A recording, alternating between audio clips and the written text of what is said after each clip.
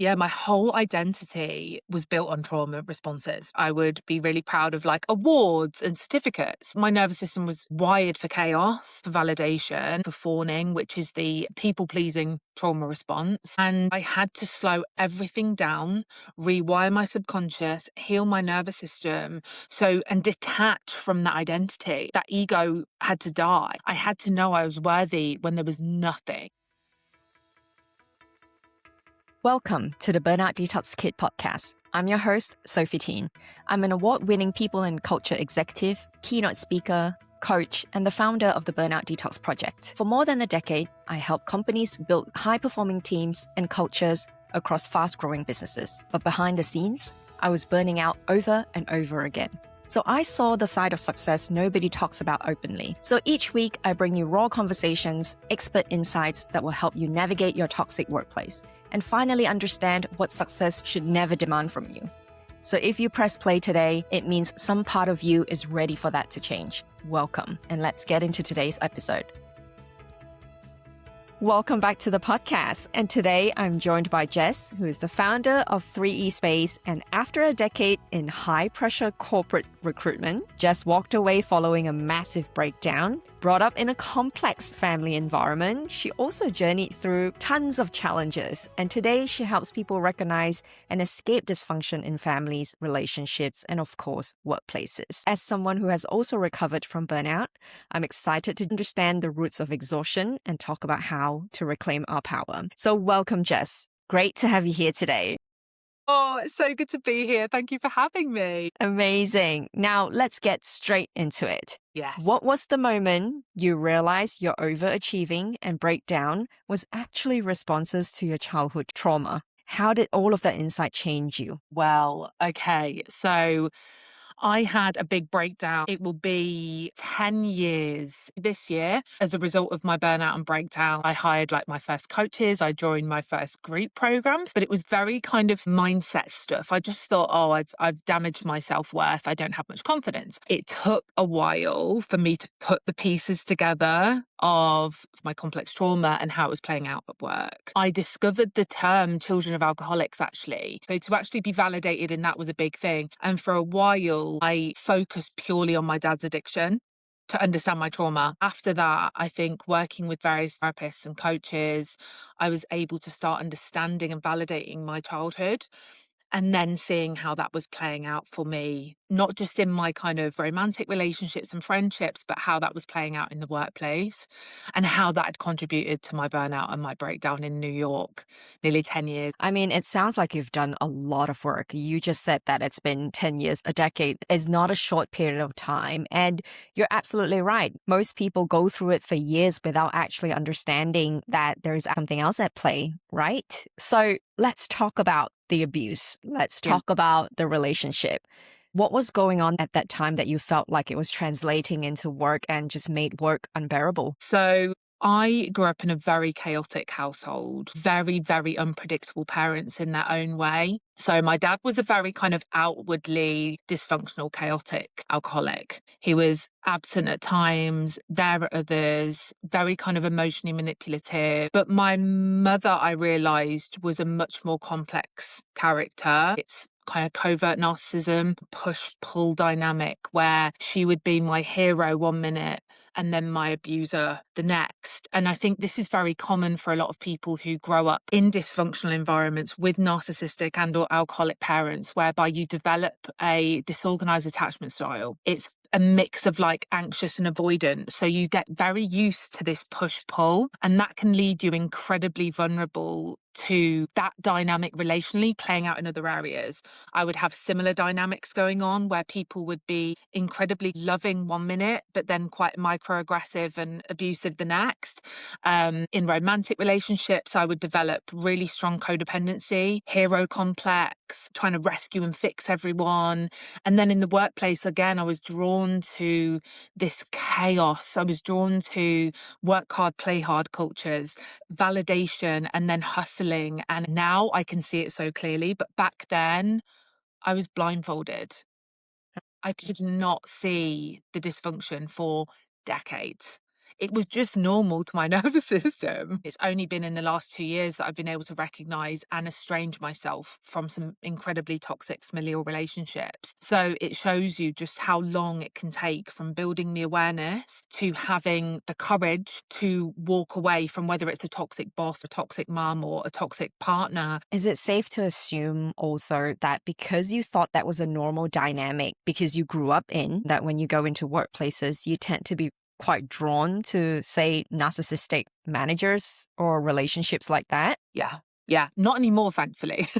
But for years, I would be none the wiser. I'd probably think that they were the hero. It was my way of coping, but I did get drawn to people that would exhibit the same behaviors. They often are quite grandiose and quite confident, but they're also very charismatic, and they tend to be kind of surrounded by people. They are very popular. I would be drawn to that environment, or like that collective dysfunctional environment, really. Yeah, I can only imagine. So let's go into this whole high achievers, people Yes. pleasing situation, because I know a lot of that stems from it, right? High achievers tend to pride themselves on people pleasing. I'm a high achiever because I carry everyone's weight. I'm a high achiever because I go above and beyond and do more than what I was designated to do. This is where you kind of burn out. But I remember you also said that it was around this fawning as a trauma response that kept you in harmful environments for a long, long time. This isn't just the workplace we were talking about. So how did you finally reach a point where you can accept not being an overachiever? That's a great question. Yeah, my whole identity was built on trauma responses. I did well at school, despite so much trauma happening in my family. I did well at university. I would be really proud of awards and certificates, and it very much became my identity. My nervous system was wired for chaos. It was wired for validation, for fawning, which is the people-pleasing trauma response. And I had to slow everything down, rewire my subconscious, heal my nervous system, and detach from that identity. Almost like that ego had to die, trauma had to die, so that my worth came from within. It didn't come from someone's given me a testimonial or someone sent an email, praising me at work. I had to know I was worthy when there was nothing. I can finally say, as an ex-people pleaser, I don't care what people think. And I know that we can say that sometimes from a protective energy. Of course. Like a teenager type energy, but genuinely, I can't control what people think of me. I can only control what I think of myself. So detaching from those old identities and coming back to who I am at my core. My family and everything got its hands on me. What do I think and feel about myself and the world? How can I align my soul with the world and my work? And that has enabled everything else to kind of slowly fall away. But it's not, I don't want to say it's this easy thing that happens overnight. It takes a lot of work, and there are times when you are stepping away from your trauma identity where everything feels so scary, so lost, because you're not who you were and you're not yet who you're going to be. You're just having to give that to yourself for the first time. I used to have this thing in corporate where I was obsessed with being sacked, so I'd need that validation from a one-to-one. But if I hadn't have had the CEO email me and tell me that I was doing a good job, felt redundant. And then as soon as I had that validation, it was like an electrical surge. It was so reliant on someone telling me that I wasn't going to be sacked. The entire self-worth was actually given to someone else. Exactly that. My whole security. That was what it's ultimately about when it comes to fawning. It's safety. You have to appease everyone to feel safe. And it's just this constant needing to feel safe in every area of your life. But you're never able to give that to yourself. Or you get to a point where you feel like even if you're trying to give yourself safety and encouragement, it didn't mean and matter as much as what other people will validate for you. Yeah. Exactly that. So in toxic workplaces, right, as we're on that topic, narcissistic managers are everywhere. We know that most of them are actually in very powerful leadership positions. We all know how they got there, right? Unfortunately, we can't help it. It's rife right now. And like I say, so many of us are blindfolded at birth to this. So you don't just kind of then go out into the world and suddenly spot them. So it can be incredibly hard to spot. But the way I describe it is narcissists It's very artificial confidence. It's very copied from different people. They are essentially hollow inside. It's why narcissists and empaths get into very toxic dynamics. Narcissists, when they're in the workplace and they know they need various skill sets, they will hire people because they know they need them, but they're secretly jealous of it. So they'll harbor resentment for people's skills, for people's light. So essentially, they only want you for their own gain, often calling it family. It sends chills down my spine when a company says our culture is a family culture. We treat everyone else like family. And I'm like, oh my God, run. So they will love bomb you at the start. But I don't know if you've ever experienced this, but I would have this my whole entire life where someone's words don't match their energy. So I'd be like, they're saying this, but their energy tells me that they secretly hate me. Can I also just point it out very bluntly that you're absolutely right. There are definitely times where I kind of go, no, their actions don't match their words. But at the same time, they love bomb you the next time so quickly, so frequent that you forgot all about it. This push and pull is crazy because I can now remember there was executive. I would only hear about how she treat others from the other person. So this other lady was basically saying, oh, she's come to my wedding. We're now best friends. And this whole female irony thing that, not all female leadership actually supports each other. That's a story for another day.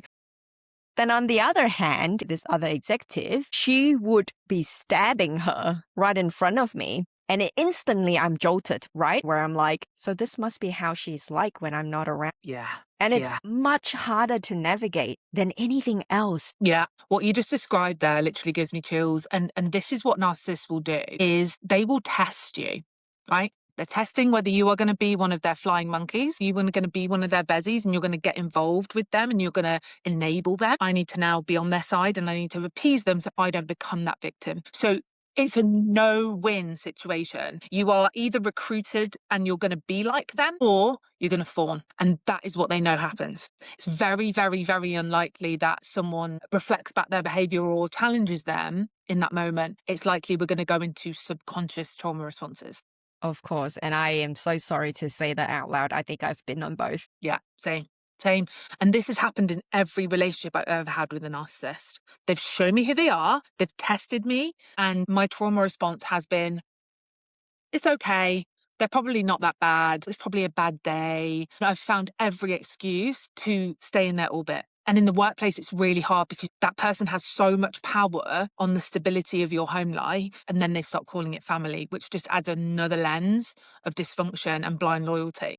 Speaking of blind loyalty, I know you also call them energy vampires. Let's talk about them. How do they affect our healing and why are they so dangerous? Honestly, it was actually through a workplace situation that prompted me to hire my therapist, who's a complex trauma therapist, who does internal family systems work, which is an incredibly powerful therapeutic approach for adult children with dysfunction. I suddenly awakened to the fact that I was surrounded by energy vampires and some very, very dangerous people, like psychopathic people in some forms. And that can feel so terrifying when you finally realize. I describe it as like leeches on me. And like I described with the toxic leaders, the families with narcissists, they will create this blind loyalty. And this is what any narcissist will do in any walk of life, is they don't have the capacity for self-reflection, right? It would destroy, like, it literally, their ego cannot do it. What we are essentially is a vessel for their shit. Like, my therapist used to call it maladaptive guilt, maladaptive shame, and maladaptive betrayal. It's why when we have the scapegoat in the family, they hold all the shame, all the problems, all the guilt. They hold the betrayal when they leave. And the same thing happens in a workplace. That scapegoat is literally the one that is the result of all the problems. And it's what keeps people stuck in the system, because that guilt will come up, which isn't yours. I think it blows people's minds to realize that narcissists and psychopaths know what they're doing. They're very strategic in who they surround themselves with. Some people they surround themselves with because they will become toxic, like flying monkeys and enablers, and they will allow them to carry on. other people is purely to take their skills, purely to take their light, purely to take their empathy. And when they are around them, it's like they almost like feed off the good energy. They feed off the good karma. They feed off like all of that achievement and everything. It's just purely a vampire feasting on you. And when you wake up to that, it's very normal to feel incredibly afraid. Before then, you have the tools to defend yourself and to stop it. It's very confronting, and you're literally like, oh my God, who's safe and who isn't? Like, you start to look at the world with a completely new lens. And like, yeah, I did. I was like, oh my God, I'm surrounded by them. How am I going to get rid of them? How am I That going to get is out of this? Yeah, that is horrifying for it all to unpack. I mean, first and foremost, I am so glad, Jess, you can call it out nowadays, and you've obviously done all of the hard work to get yourself to where you are today. So good on you. Absolutely. And also just how impossible it is for anyone else who's probably not going through this experience frequent enough for them to actually be able to put A and B together. You get what I'm trying to say? It's like, I honestly feel bad for the people who they may go through narcissistic and psychopathic bosses, but they're not frequent enough for them to kind of feel like, I have now hit a wall. I have to get myself out of this box. 100%. And they would just carry on life, enabling all of them to become exactly the same way. It's so true. It's why like getting into the body and slowing things down so you can build awareness of yourself is so important. Often, especially when we're in a busy work life and we've got the stress of home and everything, we're on autopilot, right? Whether it's the burnout, whether you just are constantly depleted, whether you have autoimmune problems, like whether you can't sleep. One of the things that is very, very common for narcissistic survivors is what we call like a mental introject. Some people call this an inner critic, and the inner critic is very real, right? The inner critic is there to kind of make you better. It's there to protect you, but it's very different when it's an introject, because what happens when you are around narcissists, and especially if you grew up with them, and maybe you're just coming to terms that actually your family aren't particularly healthy. When you're around a narcissist, what they do is they implant themselves in your psyche. So even when they're not there is a voice telling you how awful you are, how much of a failure you are, how disgusting you are, how you should just give up. Like, it's, again, one of the most horrendous truths of being around narcissistic and psychopathic people is that it will implant your thoughts. So often people just have incredibly low self-worth because they've had this constant narrative going around their mind every single day. It's crazy. No. I mean, we have always been told how much we have in our cup is because of how much we give out. But you're technically saying that someone else is sapping our energy because we're surrounded by them. So there is nothing else I can do. How do I fill a cup that's actually not in my control at all? No. And I think this is what we're going to come to terms with as a collective in the world, right? A lot of people think narcissism only happens to a few. I think what we're going to see and feel over the next couple of years is a real collective awareness of the abuse that every single one of us has faced. When we will eventually open our eyes to the leadership of this world, we've all essentially been narcissistically abused our whole lives. We've been in the energy of psychopathic, narcissistic leadership, which has affected every single one of our nervous systems. Now, again, if you've then had it on a personal level, you can understand why burnout and breakdown and depression and for some losing their lives is the result of it. It's a brutal awakening that I think we are facing and actually navigating right now. And coming into your healing journey, I remember you said that during the transition of healing, you had to take pause, reset, and sit with yourself in a calm situation. And like I just imagine you in the dark in the forest. There's no one else, no energy vampires. You've known all of that. You've cut them out of your lives, right? But then at the same time, you're like, this feels really unsafe for me. Yeah. Like literally most days I'm hugging a tree or laying in moss. Like, don't get me wrong, right? I've now moved to a tiny cottage and I look out onto the most beautiful nature, right? I was used to hustle. I was used to chaos. I was used to just constantly being busy and accessible. And a big part of healing is to find calm in the calm. when your nervous system is wired for drama and chaos, right? And the biggest thing it did for me, again, because of awareness, because of slowing things down, I was able to notice the parts of me that were trying to kick off, right? So I've removed all this other stuff. Why am I still feeling like this? Right. And again, it helped me identify my introject because my environment and my situation didn't warrant some of the stuff that was happening inside of me. I had to heal my nervous system with somatics, but I also had to work with these real young parts. I had to reparent myself. I had to banish this introject so that, I can allow joy because I couldn't receive. Like abuse hardens you. I tell myself now that I'm worthy of abundance, whether that is just the joy of nature or wealth. Like all these things, all the things that were abused and taken from me by a narcissistic parent and dangled in front of me by a toxic leader in the workplace. I now realize I deserve all of it. But that was a process, but that needed to come with almost like the harshness of quiet. And I think a lot of narcissistic abuse survivors say the same. That's where I get to be the leader of my life and myself now. That parent that I didn't get, I get to provide the nurturance and the guidance and protection every single day that I never got now, and tell those little ones they don't get close to me anymore. Don't you worry about that. Yeah, I'm just thinking about you can do a lot of the work through your healing journey where you can finally point out the people you're surrounded by their characters, by their toxicity, by how much energy they're taking from you. And then it comes to a point where you are your own enemy. You are your biggest enemy. And until you can rewire yourself internally, you'll still go back to your old habits. And so true. And I just want to talk about this whole, you've basically pointed it out that working with yourself, silencing the crazy thoughts and, silencing those voices in your head that is asking and craving for what was familiar was clearly very difficult work to do. Growing up in dysfunction, you basically learn the rules. Don't talk, don't feel, don't trust. That is what you are silently taught in dysfunction. Don't talk, don't feel, don't trust. Not very conducive to self-reclamation, not very conducive to healing, right? It's why I feel so many people, they kind of like want to start their healing journey. They make the first steps and then they go, whoa, whoa, whoa, okay, too much, right? That's when the U-turn happens, right? Right. That's exactly it. Because you are taught about betrayal. You are taught that you're not supposed to trust anyone. No, don't trust yourself. Don't feel any of the things. And all of these things are designed to keep you in the machine.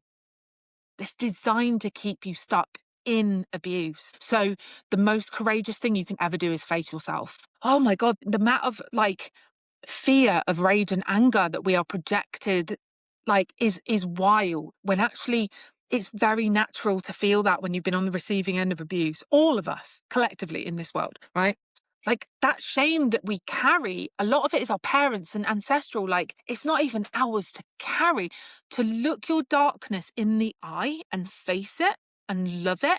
And you get out the other side of that when all of your identity is crashing to the floor. You've lost friends, you've lost work, you've lost opportunities. But the thing is, we are taught to fear it. We are in a world that teaches you to self-abandon. When you reclaim yourself and you choose you will be scapegoated. You will be made to feel like you are the crazy one, you are the toxic one. We are so vulnerable to seeking validation outside of ourselves, to worshipping someone outside of ourselves. And actually you realize when you do this work, oh my God, I had everything I needed. I am everything that I ever need. Yeah. It's the cutoff game is like no other. And for some, especially those that loved you when you are what they call weakest, like they will hate you in your empowerment. They will hate you on your healing journey because they can't touch you anymore. Doing work that gets you in here is vital because that is where your intuition and your discernment truly lies, to see things for what it really is. Yeah. Yeah. And we always close with a survivor hack, right? But what we're really saying here also is to the people who are in those environments, what are the 3 signs that people in narcissistic relationships right now, whether it's with your boss, your workplace, your colleagues, or anybody who has power over you, what are they supposed to watch out for? Firstly, are you constantly confused? Are you constantly feeling confused and conflicted? Big, big, big sign. You're around someone that's narcissistic. If you constantly doubt yourself, that is such a huge, huge sign. You will feel scrambled. Are you isolated? You'll feel isolated in the workplace. You won't feel part of the clique. You might just feel like totally on your own. I'd say that you know deep down that something's wrong or that you don't fit there, that something's happening behind the scenes. Notice the little nudges that are happening physically, intuitively, and get curious. Get curious about it.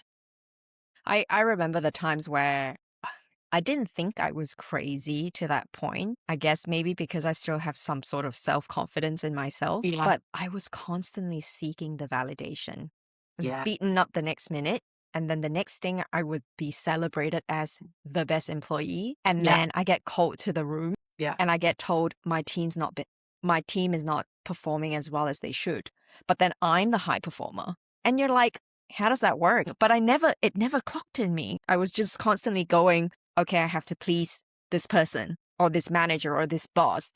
I wasn't even conscious of thinking about whether or not I would lose my job. I didn't think I had enough time to think the money, the situation, the mortgage, and all of that will fall through. But it's just this human being sitting in front of me. And I go, how can I make them happy?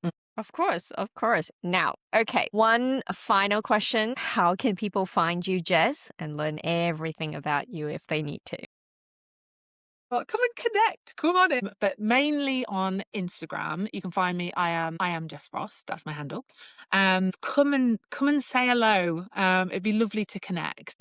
But thank you so much, Jess. This has been an incredible journey together. Quite a bit of truth bombs for people to, try and get a handle of where they are at right now and really just asking those important questions and silencing the voice that's in your head that's not helpful. Also very grateful that you've given myself, a couple of the aha moments. Thank you, Dial.